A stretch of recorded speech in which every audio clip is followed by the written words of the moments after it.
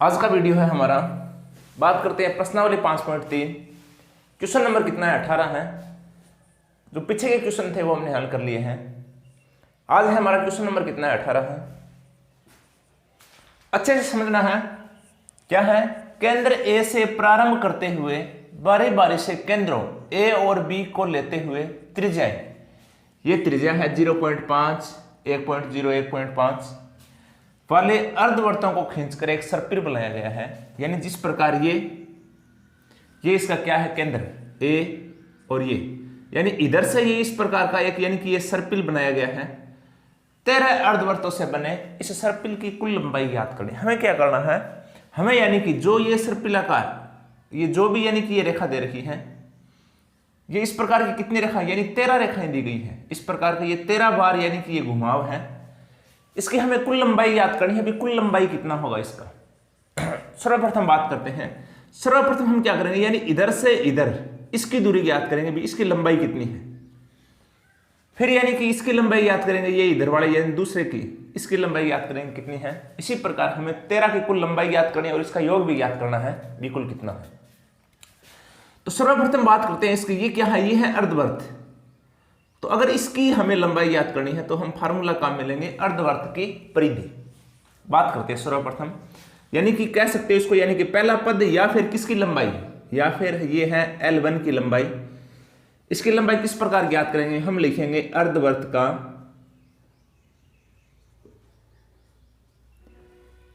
अर्धवर्त की परिधि। क्या फार्मूला होता है? अगर पूरे वर्त की परिधि होती है तो क्या बनता है? 2πr। अर्धवर्त है तो कितना आ जाएगा? 1/2 2πr। तो 2 से 2 कैंसिल हो जाएगा तो कितना बचेगा? ये पाई। r की वैल्यू कितनी है? यानी कि इधर से इधर इसकी त्रिज्या कितनी है? इसकी त्रिज्या पहले कितना है? 1.5 है। फिर यानी कि इधर से इसकी त्रिज्या कितनी है? इसकी त्रिज्या 1.0 है। इसकी त्रिज्या यानी r का मान कितना है? r का मान है 0. कितना है? 5। इसको अगर मल्टीप्लाई करते हैं तो कितना आएगा? 0.5 ये पाई। हमें यानी कि प्रथम पद मिला है 0.5 पाई। इसी प्रकार अगर हमें ज्ञात करना है दूसरा पद, या फिर बात करते हैं अगर हमें लंबाई ज्ञात करनी है किसकी? L2 की, तो वही फार्मूला काम में लेंगे अर्धवर्त की परिधि। क्या फार्मूला होगा? 1/2 इंटू 2πr। 2 से 2 कैंसिल हो जाएगा तो पाई इंटू r, यानी कि इधर से इसकी त्रिज्या 0.5 है, इधर से इसकी त्रिज्या कितनी है? ये दे रखा है कितना है? 1.0। 1 पॉइंट कितना है? 0। इसको मल्टीप्लाई करते हैं तो कितना है? 1 पाई, या फिर पाई लिख सकते हो आप, एक ही बात है। अब हमारे पास प्रथम पद है, दूसरा पद है। हमें यानी कि d का मान ज्ञात करना है। किसका मान ज्ञात करना है? हमें d का। अगर यानी कि कुल लंबाई ज्ञात करेंगे तो फार्मूला बड़े वाला काम में लेंगे। कौन सा? SN/2a। यानी प्रथम पद है हमारे पास n का मान, यानी कुल कितने अर्धवर्त बनाए गए, यानी 13 अर्धवर्तों, ये 13 अर्धवर्त है तो n का मान कितना हो जाएगा? 13। हमें ज्ञात करना है d का मान, वो ज्ञात करेंगे हम। यानी दूसरे पद में से माइनस कर देंगे। कौन सा पद? पहला पद। दूसरा पद कितना है? दूसरा पद है हमारा 1 पाई, या फिर पाई लिख सकते हो। माइनस करेंगे कितना? 0.5 पाई। तो इसका कितना आएगा? पाई से पाई कैंसिल हो जाएगी। इधर 1 है और इधर कितना है? 0.5 पाई है तो कितना बचेगा? इधर बचेगा 0.5 पाई। 0.5 पाई, यानी इधर 1 पाई है, इधर आधा पाई है। घटाएंगे तो कितना बचेगा? आधा पाई। d की वैल्यू हमने ज्ञात कर ली। d का मान कितना है? 0.5 पाई। अब हमें ज्ञात करना है यानी कि कुल जो 13 अर्धवर्त बने गए हैं उनकी कुल लंबाई ज्ञात करेंगे हम। तो इधर फार्मूला काम में लेंगे। हमें योग ज्ञात करना है तो योग का फार्मूला क्या लेंगे? SN बराबर क्या होगा? n/2, ये 2a प्लस n-1, और क्या होता है ये d। SN यानी कितने पदों का? ये 13 पदों का। n कितने अर्धवर्त हैं? ये 13/2, ये 2a।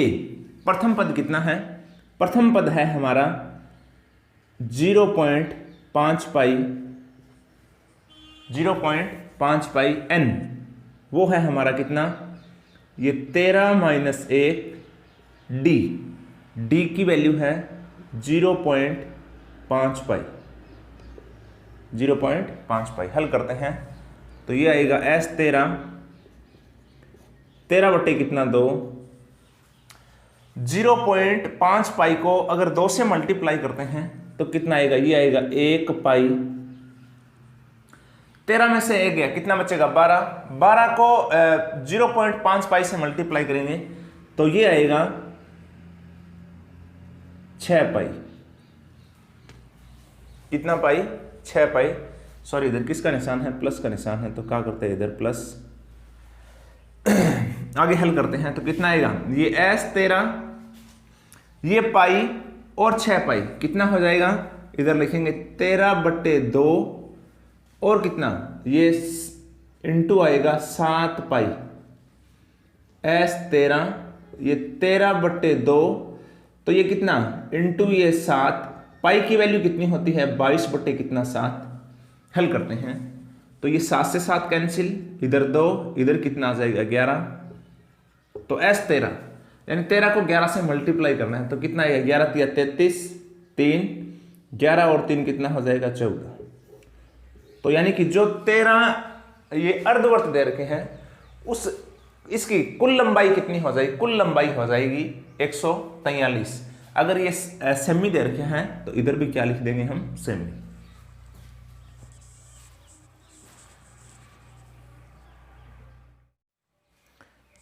नेक्स्ट है हमारा क्वेश्चन नंबर 19 है, 200 लठों को ढेरी के रूप में इस प्रकार रखा जाता है कि सबसे नीचे वाली पंक्ति में 20 लठे, उससे अगली पंक्ति में 18 और उससे अगली में कितना 18, इस प्रकार है। तो 200 लठे कितनी पंक्तियों में रखे गए हैं, सबसे ऊपर पंक्ति में कितने लठे हैं, हमें क्या याद करना है। हमें जिस प्रकार ये दे रखा है कि अभी जिस प्रकार ये पंक्तियां बनाई गई हैं, सबसे जो नीचे वाली पंक्ति है इसमें कितने लठ है, 20 लठ हैं, और उससे ऊपर वाली है उसमें कितना है 19, उससे ऊपर वाली कितना 18, फिर एक एक कम यानी 17, 16, इस प्रकार लठ रखे गए हैं। और दे रखे कुल जो लठे हैं इनकी संख्या कितनी दे रखी है, 200, इधर लिखेंगे कुल लठों की संख्या वो कितनी दे रखी है, 200, कितना है 200। अब इधर देखना है, इधर ये 20 है, 19 है, 18, इस प्रकार। तो हमारे पास एक एपी है यानी समांतर श्रेणी बनती है, वो एपी क्या है, जिस प्रकार प्रथम पद वो कितना है 20, फिर कितना 19, फिर 18, फिर 17, इस प्रकार ये क्या है एक एपी है यानी समांतर श्रेणी है। सर्वप्रथम हमें क्या याद करना है, हमें यानी n का मान याद करना है, यानी कि कहने का क्या मतलब है, यानी इस प्रकार ये लठ रखे गए, इधर 20 है, 19 है, 18 है, 17, इस प्रकार की कितनी पंक्तियां बनाई जाए ताकि ये यानी कि कुल लठ कितने हो जाए, 200 लठ हो जाए।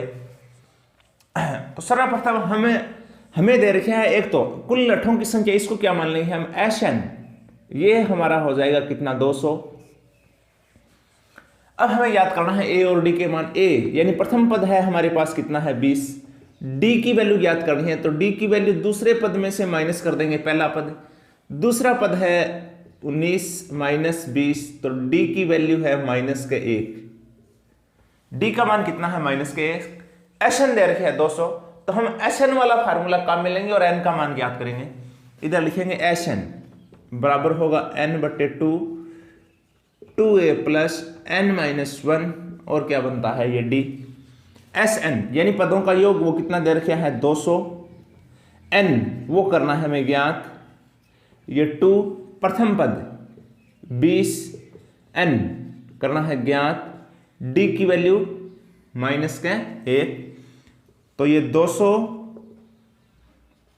n बटे 2 ये आ जाए, 20 को 2 से मल्टीप्लाई करेंगे तो 40, n माइनस 1 को 1 से मल्टीप्लाई करेंगे तो आएगा minus n minus minus plus ये 1। हल करते हैं, ये इधर भाग में है, इधर करेंगे किसका हो जाएगा गुणा में, तो 200 इंटू 2 बराबर इधर बचेगा ये n, ये भी प्लस का ये भी प्लस का, तो 40 और 1 कितना हुआ ये 41 माइनस n, 41 माइनस n, 200 को 2 से मल्टीप्लाई किया तो ये 400 बराबर इसको गुणा करेंगे तो ये आएगा 41n माइनस एन स्क्वायर। इधर वाली संख्या है इधर ट्रांसफर कर देंगे तो ये आएगा, इधर आएगा, ये ऊपर लिखते हैं कितना आएगा, ये 400, ये प्लस का है, इधर करेंगे किसका हो जाएगा माइनस का, 41n प्लस एन स्क्वायर बराबर क्या आएगा 0।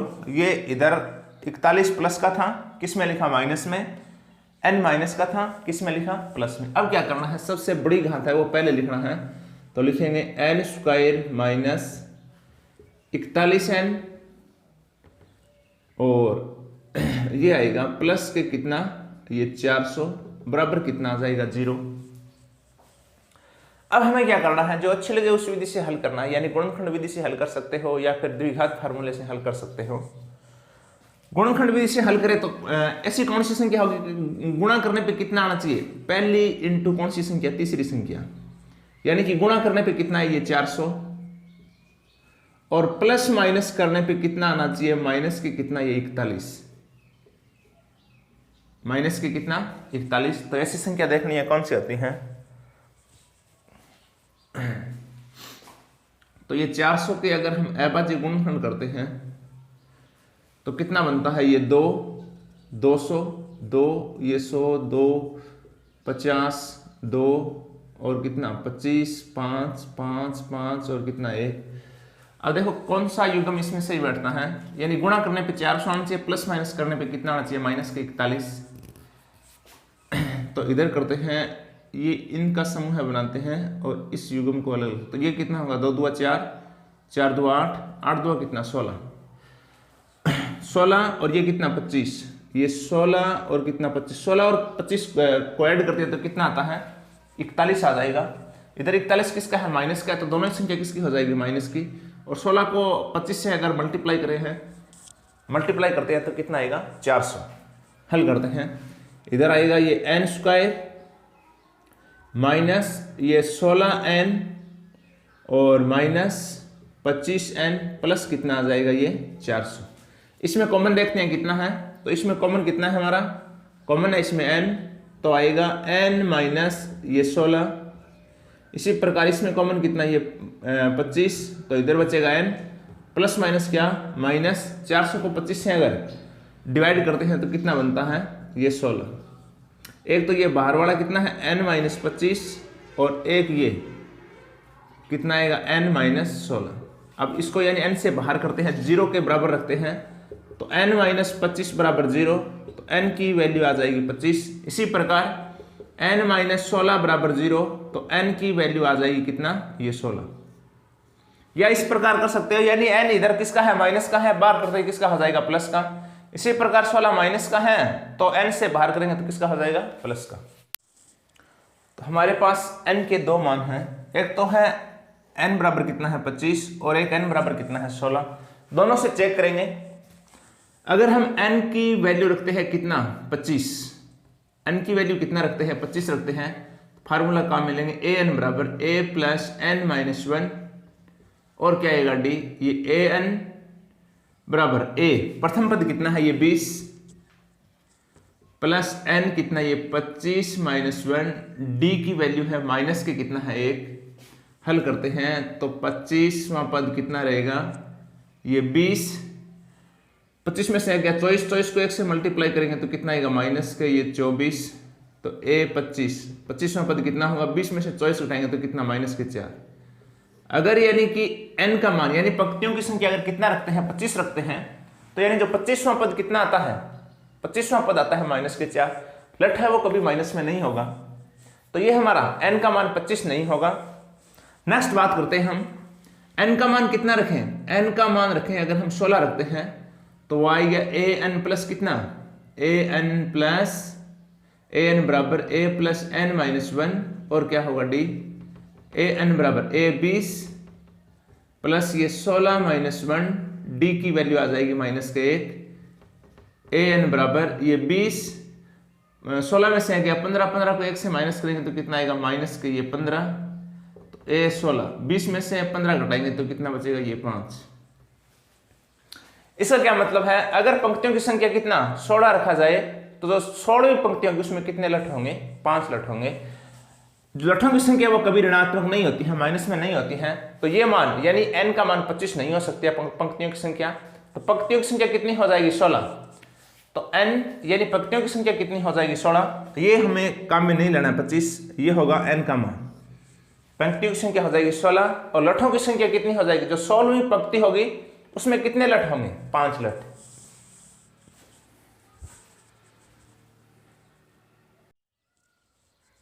लास्ट क्वेश्चन है क्वेश्चन नंबर 20। एक आलू दौड़ में प्रारंभिक स्थान पर एक बाल्टी रखी गई है जो पहले आलू से 5 मीटर दूर है तथा अन्य आलुओं को एक सीधी रेखा में परस्पर 3 मीटर की दूरियों पर रखा गया है। इस रेखा पर 10 आलू हैं, तो सभी आलुओं को बाल्टी में रखने हैं तो कितनी दूरी तय करनी पड़ेगी। दूरी ज्ञात करनी है हमें। क्वेश्चन को बढ़िया तरीके से समझना है। किस प्रकार, यानी इस रेखा पर यानी 10 आलू रखे गए हैं, पहला आलू है, इस बाल्टी से पहले आलू की जो दूरी है वो कितना है, 5 मीटर है, 5 मीटर है। अब क्या करना है, इधर से चलना स्टार्ट करेगा, इस आलू को उठाएगा और इस बाल्टी में रखेगा, तो 5 जाना और 5 आना, कितना मीटर हुआ, 10 मीटर। तो पहला आलू अगर यानी कि बाल्टी में रखना है तो कितना मीटर चलना पड़ेगा, 10 मीटर। इसी प्रकार अगर दूसरा आलू बाल्टी में रखना है तो इधर से स्टार्ट होगा, इधर आएगा, तो 5 ये 3 ये कितना, आना कितना हुआ 8 और जाना भी कितना होगा 8, तो कितना हो जाएगा। दूसरे आलू को प्राप्त करने के लिए कितना दूरी तय करनी पड़ेगी, 16। इसी प्रकार तीसरा, चौथा, यानी कि 3 मीटर क्या है, बढ़ते क्रम में है, 3 आना 3 जाना, कितने का अंतर रहेगा, 6 मीटर का अंतर रहेगा। हम ज्ञात करेंगे। हमें दे रखा है कुल आलुओं की संख्या, कुल आलुओं की संख्या वो दे रखे हमारे पास कितना है, 10। इसको क्या मान लेंगे हम, n मान लेंगे, n का मान कितना, 10। अब हम इधर लिखेंगे, यानी फर्स्ट आलू को, पहले आलू को बाल्टी में रखने की तय दूरी,